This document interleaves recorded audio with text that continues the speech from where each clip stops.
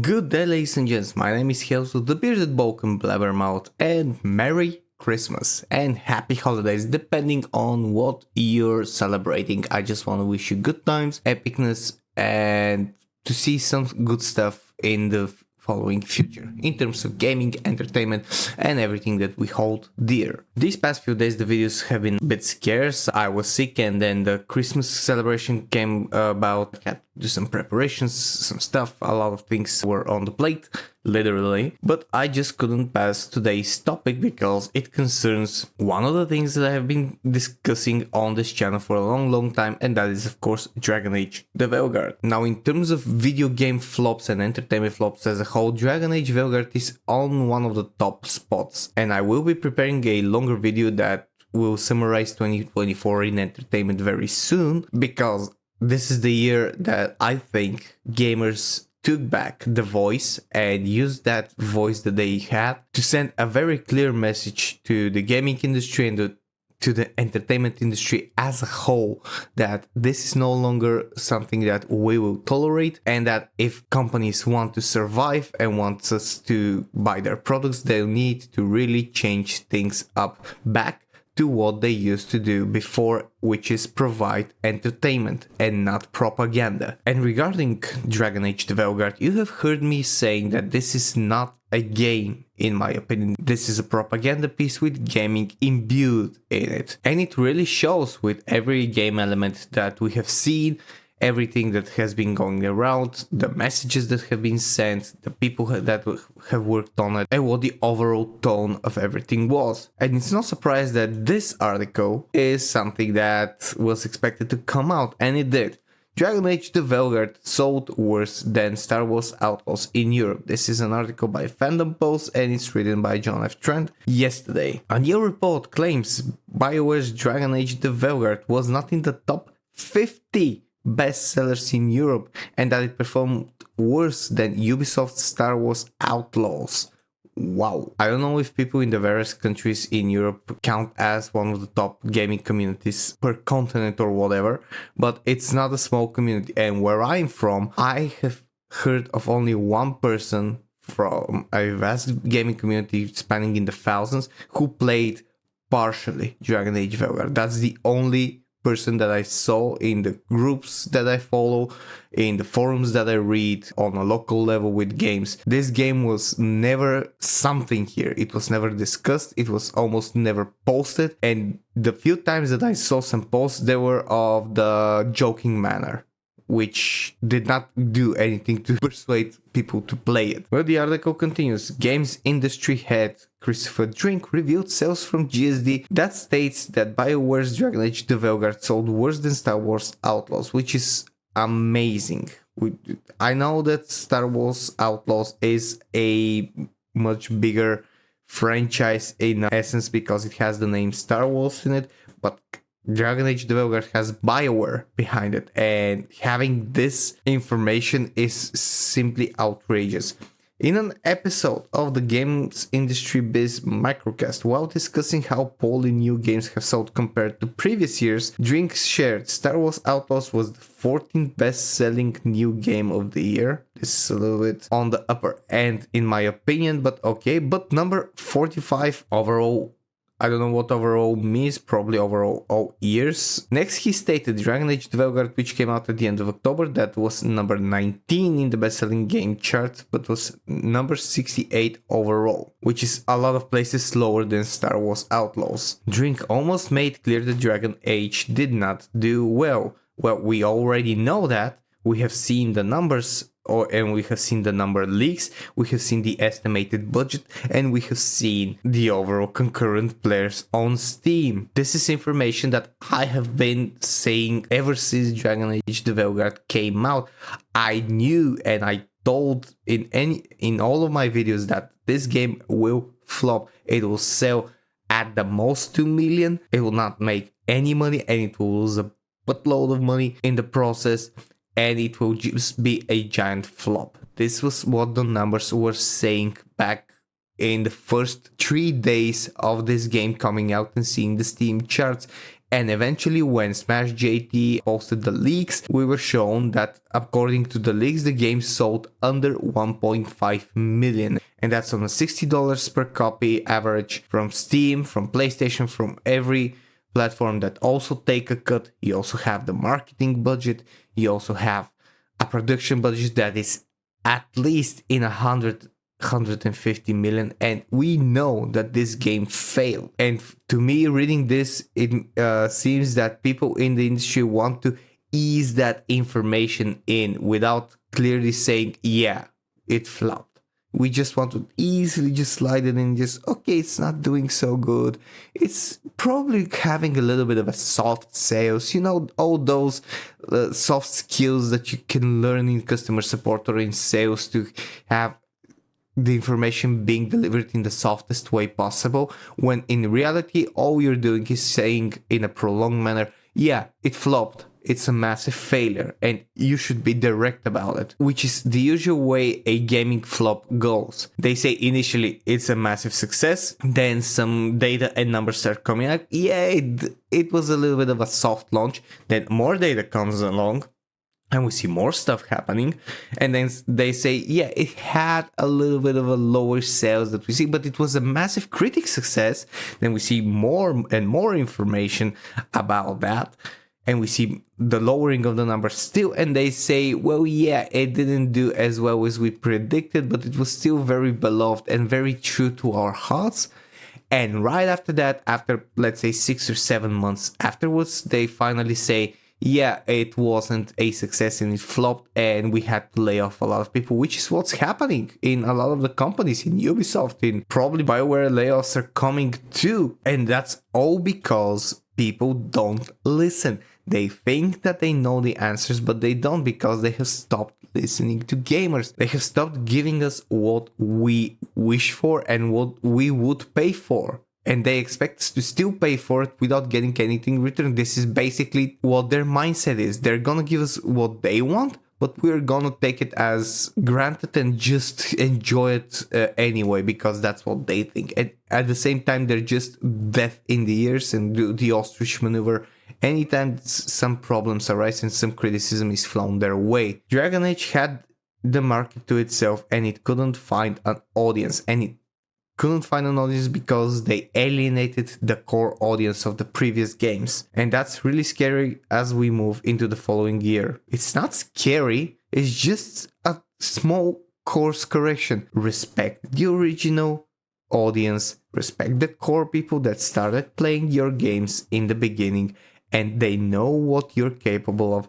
Respect that, cater to them, and they, as well as new people, will come as well. Don't just go, we want to find a new audience that will cater to our vision. No, your vision should match the wallet you have. If your vision is to have a completely new gaming experience with the name of a previous game attached to it, that you think is going to bring the players back, but you're going to tell your truth and your story and your experiences and your struggles, just like with Dragon Age the Veilguard, then you're basically committing a robbery of intellectual property that was being established years ago, and you're using that name to falsely insert your own views. That's not how it happens. If you want to tell your story, your creative vision, then you go and you make your own game with your own characters, with your own storyline, with your own universe.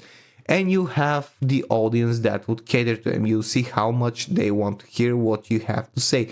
But appropriating the name Dragon Age in this case and just using it to do something like this, to me, I think is absolute theft, because you're not telling a concise story with the universe that is already established. You're not continuing the universe. That's the exact same fear that a lot of people, including myself, have for Witcher 4.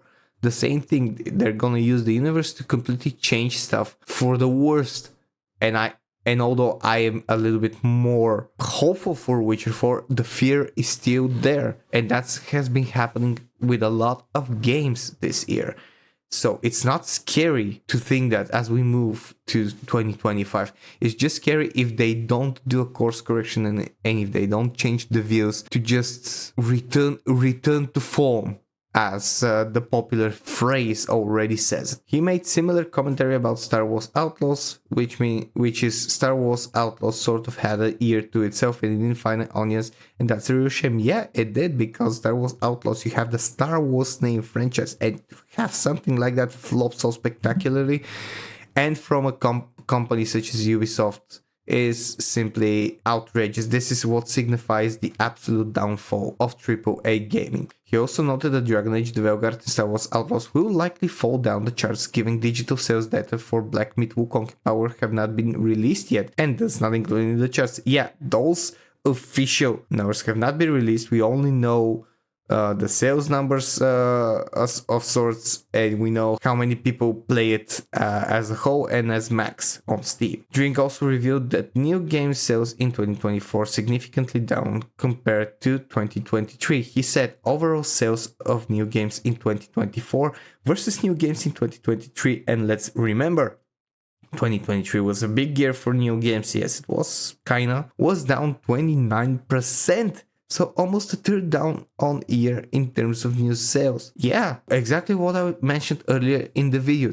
2024 is marked as the year that gamers finally stood up and said, we don't want this shit anymore. We want quality. We want our money's worth. We want to be entertained. And we are not entertained. And here we have a part about Grumps. The fact that new game sales are down nearly a third from 2023 indicates that former World of Warcraft team lead Mark Kern's call for 2-year moratorium on new games appears to be having a significant effect. Kern, who also goes by Grumps, posted back in April calling on all gamers to not buy any AAA titles for the next 2 years that do this. Play our Steam backlog. You send a very clear message, which he is absolutely correct. He's basically saying vote with your wallets, and that's what people did. He added Lara Croft did nothing wrong and does not need fixing. Yes, true. And also we have this tweet from Grumps that he made a plan with everyone in March to take down DEI in AAA gaming, specifically targeting Ubisoft as the biggest offender. With 3 points: point out wokeness, reach out to YouTubers, 2 years of non-buying woke AAA to stop the spread. And we have this beautiful image here with Concord, Star Wars Outlaws, Dragon Age the Veilguard, Dustborn, Unknown Nine Awakening, Forspoken, all games that are absolute flops.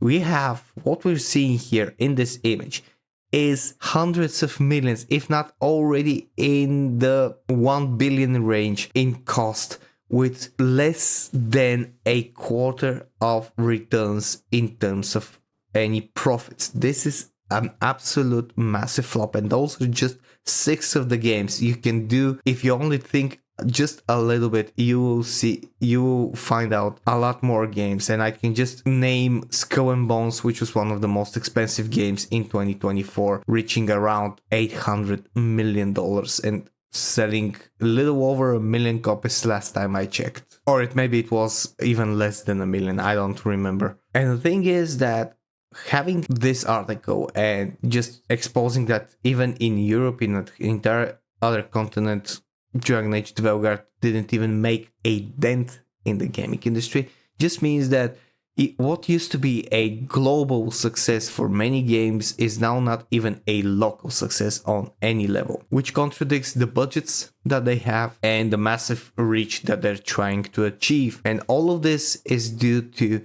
people speaking up. I cannot say this enough. Having people that rise up and say their piece, make channels, start making videos against all odds, and start just covering these things, start just talking about their own opinions, just like I'm doing, just like a lot of other YouTubers are doing, like Smash JT, Hypnotic, Nerjolic, The Critical Drinker, 8-Bit Eric, Savvy, Vera Dark, Stuttering Craig, and the Side Scrollers, and all the other people like Dr. Disaster as well. All these people started out small and just rose up through making content and through speaking what they are passionate about. And they're passionate about entertainment and games, and they want to see them return to a glory that used to be here years ago and used to fill us into take us out of this world and just fill us with the escapism and the entertainment that we deserve, that we paid for, and to have us just enjoy some time out